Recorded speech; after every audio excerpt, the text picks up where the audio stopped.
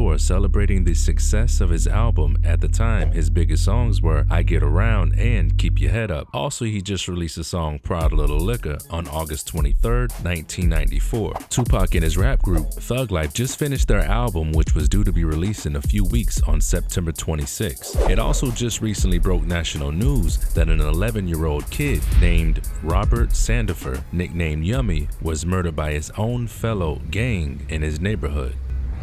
In short, Yummy was a kid in Chicago who was given orders to shoot and kill several rival gang members. Inspired by his peers, he then went on and shot several individuals, including a 14-year-old girl that tragically died. After Yummy went into hiding, the gang became upset with the attention received, and to avoid getting tied into the shootings, they decided to send two young teens who kidnapped the young boy and executed him.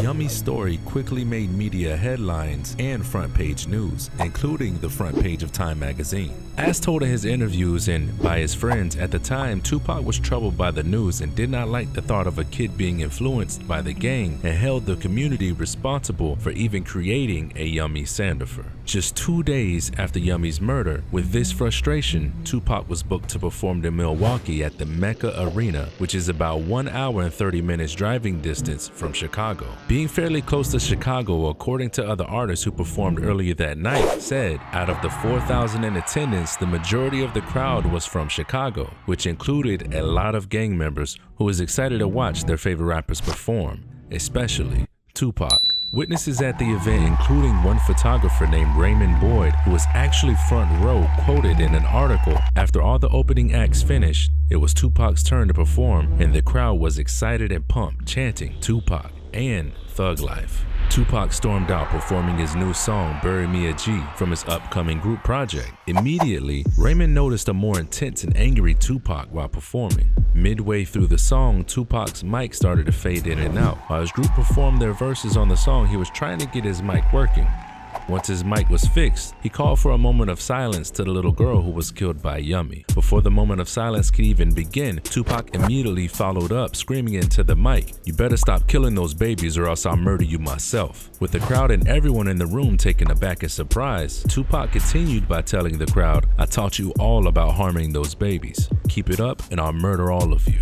He then continued calling them cowards and busters. With the crowd full of now upset gang members realizing how serious Tupac was, and at the same time feeling disrespected, they started throwing pennies and coins at the stage, which led Tupac to then shout to the crowd, "I don't know who the f y'all think I am. You motherfuckers better stop throwing shit at me." Next, Tupac took it to the next level, offering a $200 reward for anyone to bring an offender up to him on stage, and Tupac told the upset crowd, "He will get you paid, but he will die tonight." The upset gang members in the crowd started taunting Tupac and his entourage while throwing up gang signs, which Tupac replied, "You can flash them gang signs if you want, but I'll kill all you motherfuckers. This is Thug Life." Then he dared anyone to come on stage and try to beat him up. Immediately, the place erupted with objects being thrown back and forth from the stage and audience. As the gang-filled crowd started to storm the stage, Tupac grabbed the mic stand, swinging it around like a sword, daring people to rush him. Next, someone within Tupac's crew pulled out a red bag that they kept their guns in, which some stories claim Tupac then pulled out a gun and fired warning shots in the air in attempts to scare the gang members who were trying to get on stage.